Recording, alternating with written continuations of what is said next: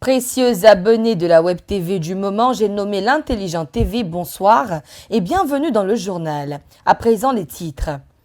À la une, relance économique post-Covid-19 avec l'Association internationale de développement de la Banque mondiale qui tient un sommet de haut niveau à Abidjan. Ensuite, on parlera des professionnels des médias formés par l'AFOR en vue d'une meilleure compréhension des questions liées au foncier rural.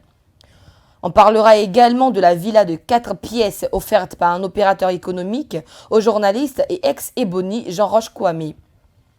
Enfin, dans un micro-trottoir, les avis de certains téléspectateurs en ce qui concerne l'élection de Kandia Camara seront présentés. Des millions de cas confirmés de Covid-19 en Afrique, selon le dernier rapport de l'OMS, ont mis un frein à l'économie africaine. Cette situation et l'après-crise sanitaire préoccupent des gouvernants. Suivons ce récit de Jean-Christian Nassé pour en savoir davantage. Selon le dernier rapport en date du mercredi 14 juillet 2021 de l'OMS, l'Afrique compte plus de 4 412 878 cas confirmés de Covid-19. Un chiffre qui a impacté les économies africaines depuis 2020, selon le rapport Afrique d'avril 2021 du Fonds monétaire international en abrégé FMI, indiquant ceci. La croissance en 2020 reste le plus mauvais résultat jamais observé, avec une contraction de l'activité de 1,9% qui entraîne une forte hausse des inégalités. C'est dans ce contexte qu'un atelier de réflexion sur la relance des économies africaine post-Covid-19 a lieu ce jeudi 15 juillet 2021 à Abidjan de l'International Association Development, en abrégé IDA, une structure de la Banque mondiale. C'est au Sofitel Hôtel Ivoire d'Abidjan Cocody que se tiendra la réunion dite de haut niveau. Cette rencontre verra la participation d'une quinzaine de chefs d'État africains. Prendront aussi part à cette grande réunion les délégations de la Banque mondiale et de certaines institutions financières internationales. Notant que l'Association internationale de développement IDA est une institution de la Banque mondiale qui aide les pays à faible revenu à réduire la pauvreté en accordant des prêts et des dons de nature à stimuler la croissance économique et à réduire les inégalités sociales. Des professionnels des médias ont bénéficié d'une formation du lundi 12 juillet 2021 au mardi 13 juillet 2021 à l'initiative de l'Agence foncière rurale ou AFOR. Reportage Ange Quadio. Les professionnels des médias nationaux ont bénéficié du 12 au 13 juillet 2021 à Yamoussoukro d'une formation initiée par l'agence foncière rurale AFOR dans le cadre de l'implémentation du projet d'amélioration et de mise en œuvre de la politique foncière rurale de Côte d'Ivoire par Mofor. Durant 48 heures, les hommes de médias ont été instruits sur plusieurs modules, notamment le cadre juridique et institutionnel de la sécurisation foncière rurale, l'opération intégrée de sécurisation foncière rurale, la sauvegarde environnementale et sociale. Au terme de cette session de formation, les journalistes ont pris l'engagement de mener la sensibilisation sur la question du foncier rural. Oui, au sortir de cette formation de 48 heures, je retiens une seule chose, il faut mener la sensibilisation. La sensibilisation amener les propriétaires des parcelles et des terrains à comprendre que quand on a une parcelle, on a un village, il faut pouvoir sécuriser cette parcelle-là, pour pouvoir délimiter les contours de son village. Donc en 48 heures, je pense que c'était ça l'objectif, nous amener à avoir des outils, avoir de la connaissance sur la loi sur le domaine du foncier rural, pour pouvoir mener la sensibilisation. Et je crois que l'objectif plus ou moins est atteint avec l'AFOR, quand on a vu l'engouement des hommes des médias autour de la question foncière. Le planteur, on a plusieurs fois été confronté à des problèmes au niveau du foncier, et plusieurs fois des palabres et tout ça. On n'a jamais su quelles mesures prendre pour pouvoir régler tout ça. Et aujourd'hui, nous sortons avec des rudiments, nous sortons avec des armes, nous sortons avec des arguments solides pour pouvoir aider nos parents à faire face à tous ces conflits. Formateur principal, Kwame Nguessan a indiqué que les hommes de médias nationaux sont désormais mieux outillés pour assurer une bonne communication sur le foncier rural. Fait la présentation de l'ensemble des textes qui régissent le domaine foncier rural. À commencer par les textes anciens, c'est-à-dire les textes antérieurs à la loi, et à la suite, nous avons énuméré les différents textes de loi et décrets et arrêtés qui régissent le domaine foncier rural. Nous avons expliqué le contenu de ces textes. Je pense que les hommes des médias ont plusieurs essentiels pour assurer une bonne communication sur le foncier désormais.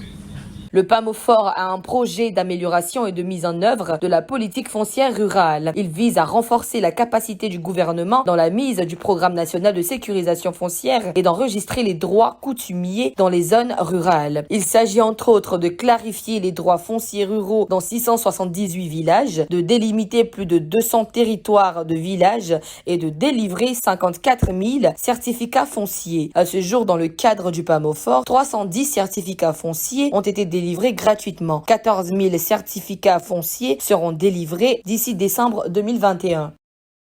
Une maison de 4 pièces a été offerte au journaliste et ex-Ebony Jean Roch Kwame grâce au SOS lancé par ses confrères journalistes suite à la démolition de sa maison. Jean-Hubert Kofo était sur le terrain.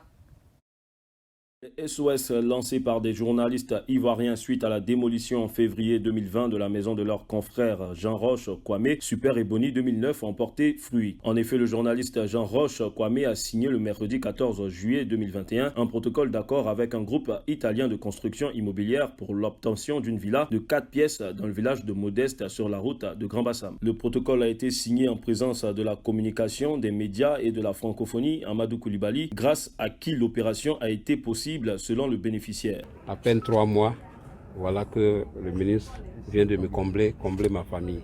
Donc c'est vraiment un sentiment de joie, de grande joie, que je ne saurais pas quel mot il faut utiliser pour exprimer ce que je ressens. Et donc je vais saisir l'occasion que vous m'offrez pour dire un grand merci à Monsieur le ministre, un grand merci au Premier ministre et un grand merci au chef de l'État, le président Alassane Ouattara.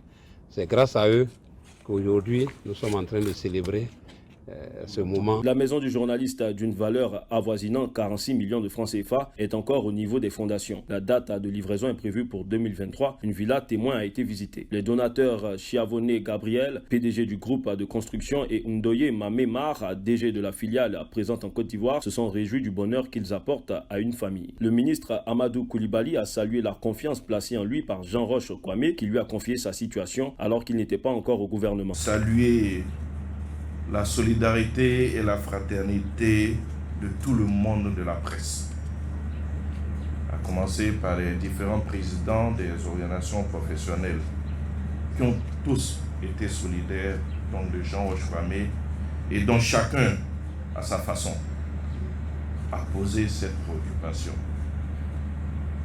M. Mar a dit, au-delà de l'acte de solidarité, il y a également, je salue en tout cas le groupe Chiavone qui vient ici apaiser les craintes d'une famille et qui permet de donner corps à la vision du chef de l'État qui annonçait cet ambitieux programme immobilier afin de permettre à chaque Ivoirien d'avoir une maison.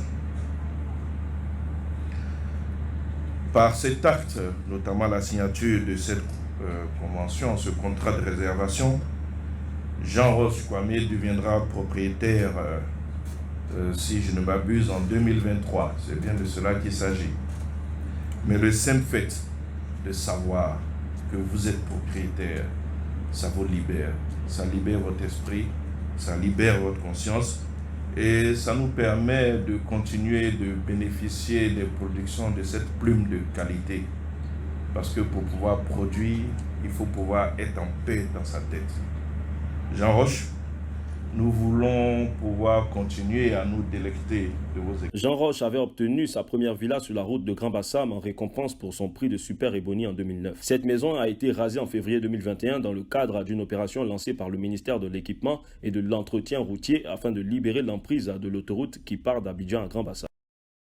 Relativement à l'élection à la tête de la mairie d'Abobo de Kandia Camara, l'équipe de l'Intelligent TV a tendu son micro à des téléspectateurs pour savoir ce qu'ils en pensent. Suivons ensemble.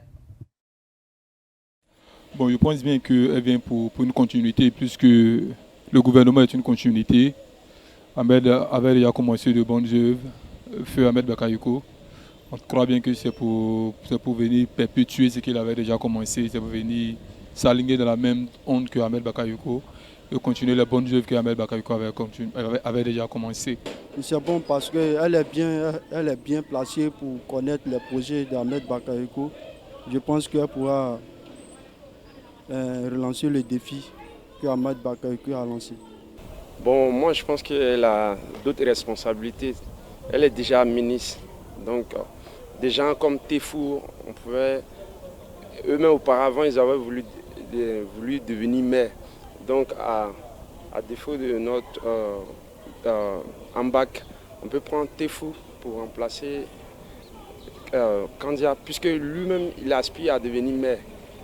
Vous voyez. Alors elle est déjà ministre quelque part. Donc je pense que c'est trop. Oui, c'est une opportunité pour celui qui sera là parce qu'il y a vraiment un gros travail à faire et c'est une commune qui regorge la plus forte quantité de jeunes. Donc ça sera un défi. Je pense que si ce défi est relevé, cela pourra vraiment améliorer les conditions de vie de la population. Donc je compte sur elle, je pense qu'elle est à la hauteur de cette tâche qui lui sera confiée. Un maire, c'est quelqu'un d'exemplaire. C'est quelqu'un qui doit refléter, comment dire, une excellence. Hein? Ou encore, si vous préférez, c'est quelqu'un qui doit être un modèle. Pour moi, ce n'est pas un modèle. Pour moi, ce n'est pas un modèle parce que son passé récent et passé m'interpelle sur la personne. Donc, j'estime que d'abord être ministre de l'Éducation en un premier lieu, cela n'a pas porté de fruits. Aujourd'hui, nous voyons le résultat. Ensuite, nous devenons ministre des Affaires étrangères. Bon, mais être maire, je pense que c'est encore un autre échec qui se prépare. Selon mon opinion, je voulais que les œuvres que son prédécesseur, qui est Ahmed Bakayoko, qui est parti, si elle pouvait faire les mêmes œuvres que ce monsieur, vraiment ça allait beaucoup arranger à Bobo. Parce que vu ce que Ahmed Bakayoko faisait, c'était très important pour la commune d'Abobo, et puis les habitants d'Abobo aussi. Journal sur l'Intelligent TV, rendez-vous demain à la même heure pour une nouvelle édition. Portez-vous bien d'ici là en suivant la suite de nos programmes sur le site et l'application.